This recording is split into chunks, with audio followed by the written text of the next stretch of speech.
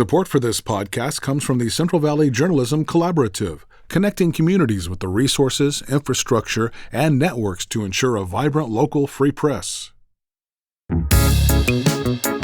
From KVPR in Fresno, this is Central Valley Daily.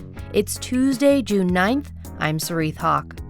A Fresno County community is embroiled in a battle over a controversial clean energy project. The residents are concerned, first of all, because this kind of happened without their consent, approval, or even consultation. What does it mean to have hydrogen blended into natural gas in homes? We'll learn more about the proposal in the city of Orange Cove in just a few minutes. But first, these headlines. A Wisconsin man was sentenced Monday after pleading guilty to assaulting a ranger at Yosemite National Park 2 years ago. The man has been in custody since the assault, but was sentenced to 3 years of supervised release. Prosecutors accused him of misusing the 911 emergency system at Yosemite and camping without a permit, in addition to punching and insulting a ranger. A new report highlights what Merced residents think of the high-speed rail being built in their city. KVPR's Rachel Livenall reports on the study conducted by a UC Merced group. The survey was conducted by the Community and Labor Center at UC Merced in 2024. Caroline Farrell is the Economic Development Coordinator at the center. She says residents were most concerned about quality jobs, affordable housing, and community input around the high-speed rail project. Residents would like to see economic development around the rail stations in terms of like retail stores, restaurants, and affordable housing. And people are willing to attend public meetings about that. The report also revealed most residents weren't fully aware of the plans for the rail station in the city. The study was released just as new project plans showed the Merced rail station would be moved out of the city's downtown. For KVPR News, I'm Rachel Livenall. California will be on the international stage this week as Los Angeles and Santa Clara begin hosting matches for the 2026 FIFA World Cup. Cap Radio's Chris Feltz has more on how the Office of Emergency Services has been preparing for the month-long soccer tournament. CHP Commissioner Sean Dury says 350 officers will be dedicated to 14 matches of the FIFA World Cup group stage. Hundreds of thousands of people are expected to attend the games, fan events, and city-sponsored parties. The work's been done, the foundation's been laid, and we're ready. We're ready to host some historic games. Cal OES says the agency will be shifting into an enhanced operational posture, with personnel operating communication hubs and handling cybersecurity threats. Around 800 Caltrans personnel will work 10-hour shifts to keep highways clear. The 11 host cities in the U.S. are also getting $846 million in FEMA security grants. Officials say the event will act as a dress rehearsal for the 2028 Summer and Paralympic Games in Los Angeles. In Sacramento, I'm Chris Feltz. The FIFA World Cup kicks off this Thursday at noon between Mexico and South Africa. The first U.S. game is on Friday in Los Angeles between the U.S. and Paraguay. A 21-year-old man from Porterville is among 3 who were arrested by the FBI late last week. The men are facing charges of conspiring to support the foreign terrorist organization known as ISIS. The FBI says that the Porterville man allegedly provided funds to purchase drones intended for use in killing U.S. service members. They also allege he expressed a desire to stab a U.S. service member. One of the additional suspects is from Kansas City. The other is from Southern California.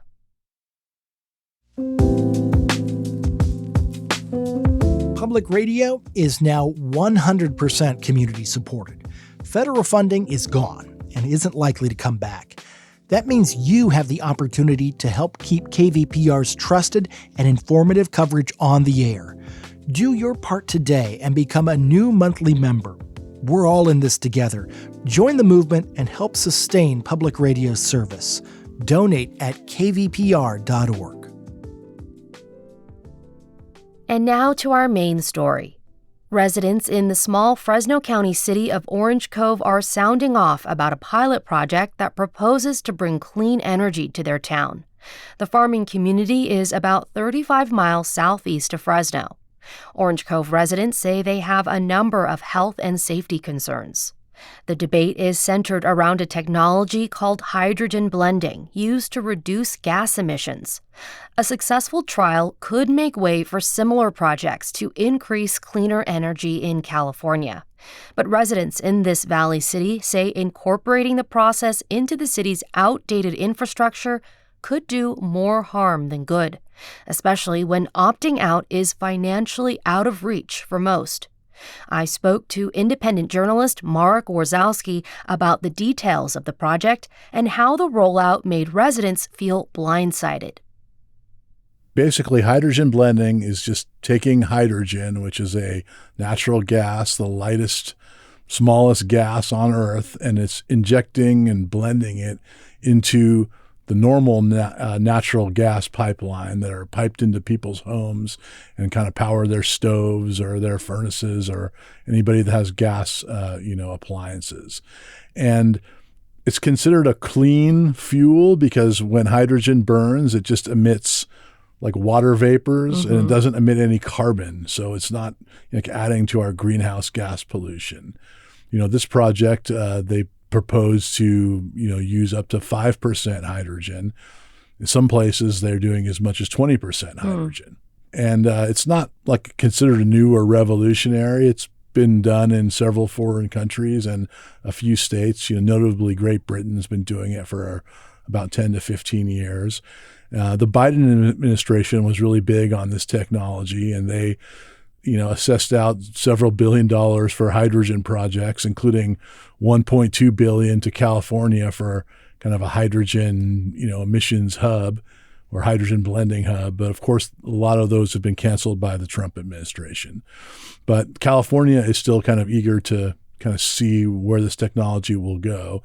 And in 2022, they kind of asked, all of the state's utility providers, including SoCal Gas and PG&E, which are the ones familiar in our region, to kind of come up with some test projects. I guess it'd be called demonstration projects. And SoCal Gas, which serves Southern California and the southern part of the valley, they chose Orange Cove as the site for their demonstration project. Yeah, and it seems like, okay, you're bringing clean energy in, this is going to be a good thing, but there's a lot of controversy over this project. So I just want to get into that. What are the concerns that residents are really bringing up about this? Because first of all, it was how they found out, right?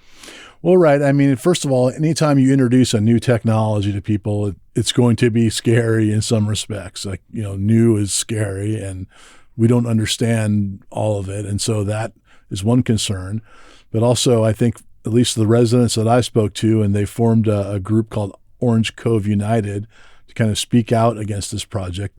One of their biggest concerns is that they feel like they were volunteered for this project without being informed beforehand or getting a chance to speak out. And that happened kind of in late 2023 and early 2024 is when the city of Orange Cove and SoCal Gas kind of worked on this agreement, and it was passed unanimously by the city council in early 2024. But the residents are concerned, first of all, because this kind of happened without their consent, approval, or even consultation. And then if you look at it a little bit deeper, although this hydrogen blending is working in a lot of places, there have been tests and studies that show that, it doesn't work so well in gas infrastructure that's older gas infrastructure and older appliances that it can be, there can be more leakage and there could be more, and you hear, methane gas leaking into people's homes. That raises concern because methane is a fairly toxic greenhouse gas, and it, exacerbates asthma, and studies show it's linked to other respiration issues.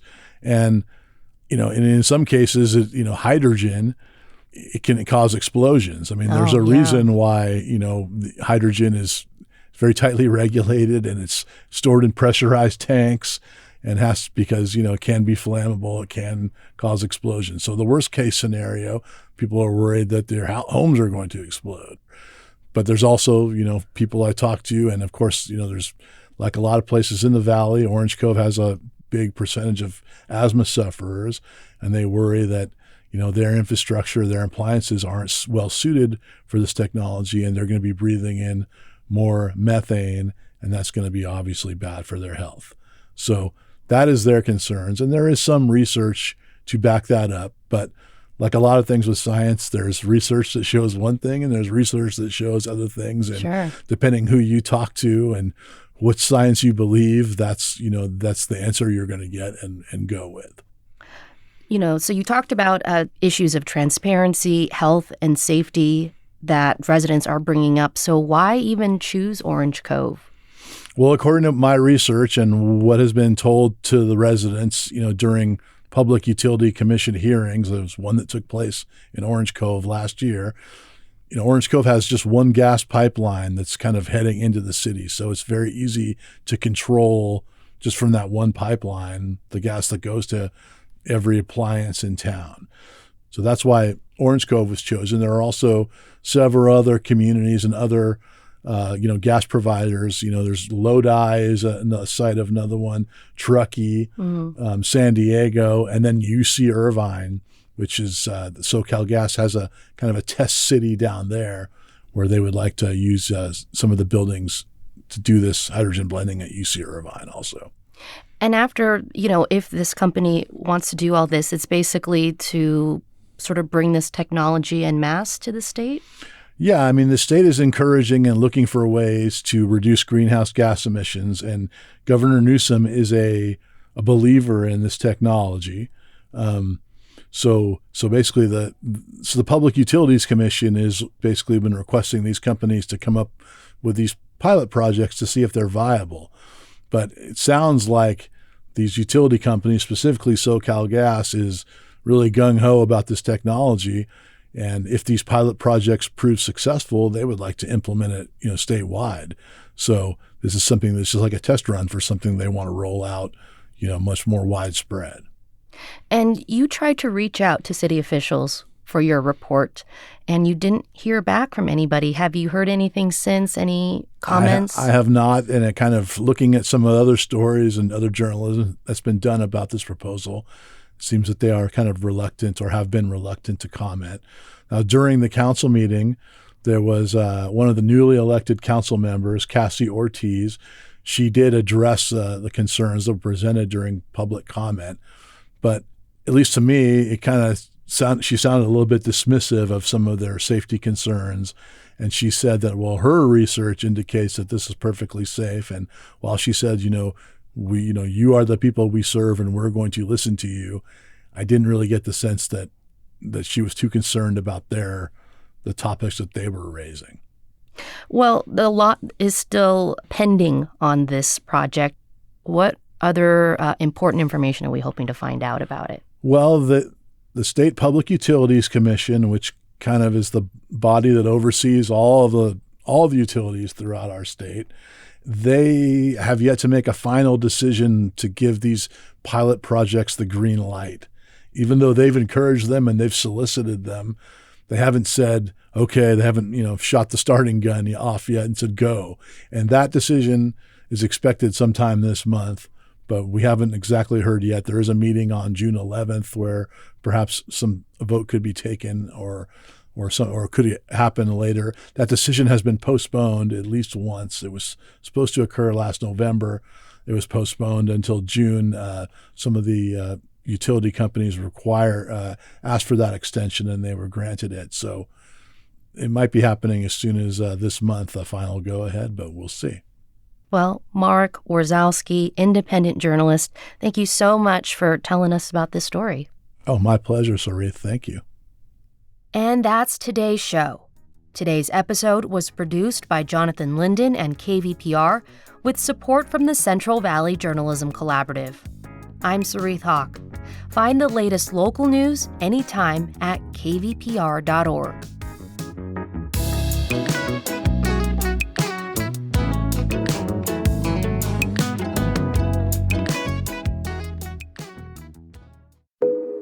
Each story you hear on Planet Money starts with a question. What happens if we refund tariffs? Why are groceries so expensive? At NPR, we stand for your right to be curious, because the forces shaping our world can be hard to see. Follow NPR's Planet Money wherever you get your podcasts and start seeing how the economy really works.